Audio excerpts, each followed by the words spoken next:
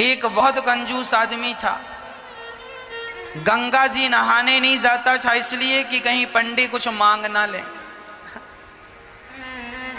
एक बार गांव के सब लोगों ने कहा कि सुनो जी, माघ का महीना चल रहा है, सब लोग नहाने जा रहे हैं, तुम भी प्रयागराज चले जाओ, नहाए एक डुबकी तो लगाओ, सारी जिंदगी होगी तुम गंगा नहीं नहाए। तो सबने जिद की, पत्नी ने भी कहा जाओ। तो वो चुपके से गया। पहले तो देखा कहाँ भीड़ ज्यादा है और कहाँ भीड़ बिल्कुल नहीं। तो वो गंगा के किनारे चलता चलता चलता, सब जगह भीड़ थी, माघ का महीना था। अब वो चलता चलता शमशान घाट पहुंच गया, यहां भीड़ नहीं है। बोले यहां नहा लो तो यहां पंडा आएगा नहीं, नहीं तो पंडा नहा और पंडा खड़ा हो, चल निकाल कुछ दे, मेरे हाथ से पूजा करा, चल। गया जी में। अब बड़े प्रेम से वो शमशान में सोचा यहां कुछ नहीं है, कोई पंडों का झंझट नहीं है, कपड़े उतारा, चुपके से धीरे धीरे गया, कोई देख ना ले। वो बड़ा पैसे वाला था पर कंजूस बड़ा था। तो शमशान में जाके डुबकी गंगा जी में लगाया और भगवान शंकर तो शमशान में भी विराजते हैं। शंकर जी को लगा जरा आज इसके साथ थोड़ा खेला खेली कर लें। तो भगवान शंकर ही पंडा बन के आ गए। जैसे ही वो डुबकी लगाया और डुबकी लगा के ऊपर उठा तो शंकर जी खड़े, हाँ यजमान जी निकालो।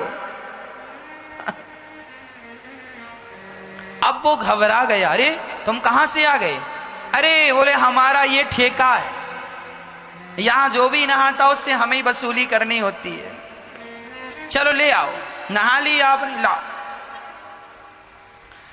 अरे हम इसीलिए तो नहाए शमशान में कि कुछ देना ना पड़े। ना ना, यहां तो देना ही पड़ता, शमशान ही, यहां से तो बच के कोई जाता नहीं। अच्छा बताओ कितना लोगे? शंकर जी बोले देखो हम वैसे लालची तो नहीं है, पर तुम दो, कितना दोगे ये बताओ? उसने बोला 1 पैसा दूंगा। हाँ हाँ, शंकर जी बोले चल मैं 1 पैसे से खुश हूं, चल ला।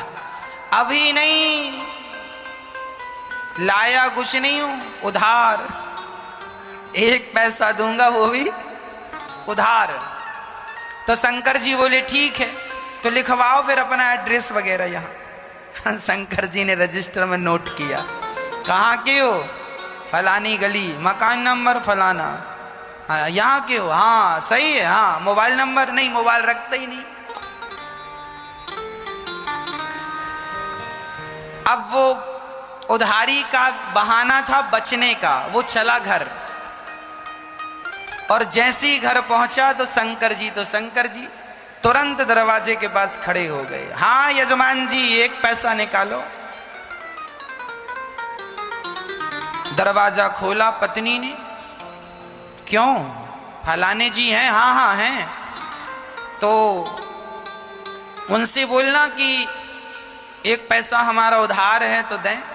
पत्नी गई, क्यों जी आपसे कोई 1 पैसा लेने आया उधार? क्या लिया आपने? अरे लिया दिया कुछ नहीं, नहाया उसका 1 पैसा है। तो यजमान जी ने पत्नी से कहा सुनो कह दो कि घर पे नहीं है, जा। अब पत्नी गई, बोले मैं अभी तो कह के आई हूं कि घर। अरे कह देना मैं भूल गई थी। अच्छा पत्नी गई, सुनो जी महाराज हमारे पति तो घर पे है ही नहीं, कहीं गए। अच्छा कोई बात नहीं, जब तक नहीं है तब तक तुम जो बनाई हो सो दे दो, हम खाएंगे, इंतजार हमारा तो कोई है नहीं, यहीं बैठेंगे। अब पत्नी को लगा हे भगवान ये खाएगा, और तुरंत दौड़ी दौड़ी गई, क्यों जी 1 पैसा नहीं देते तो वो खाने का भी बोल रहा है खाएगा भी। तो यजमान जी बोले अच्छा एक काम करो, बोल दो कि पति की तबीयत खराब है। पत्नी फिर गई, सुनो जी हमारे पति की तबीयत खराब हो गई, अभी जाओ बाद में आना।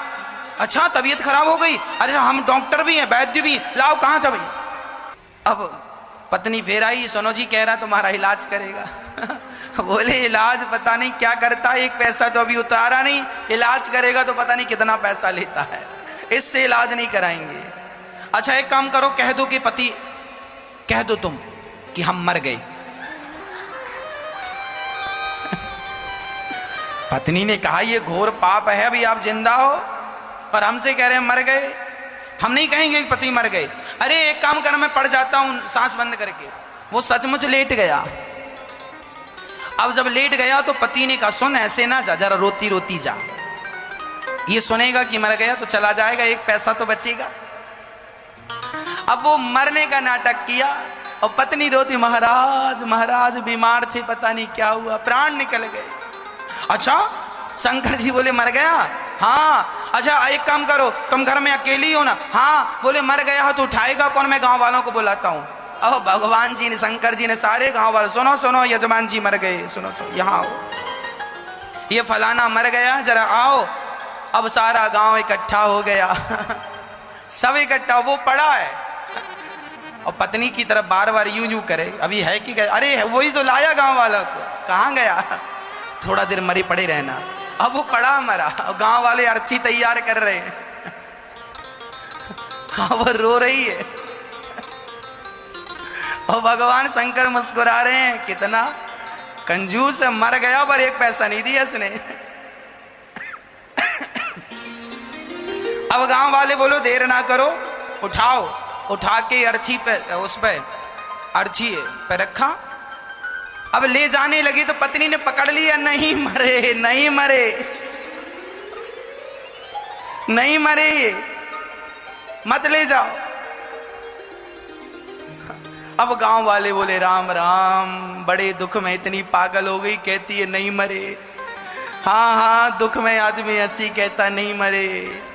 अब वो माताएं महिलाएं पकड़ पकड़ के, बहन सब में सब यही कहते नहीं मरे नहीं मरे।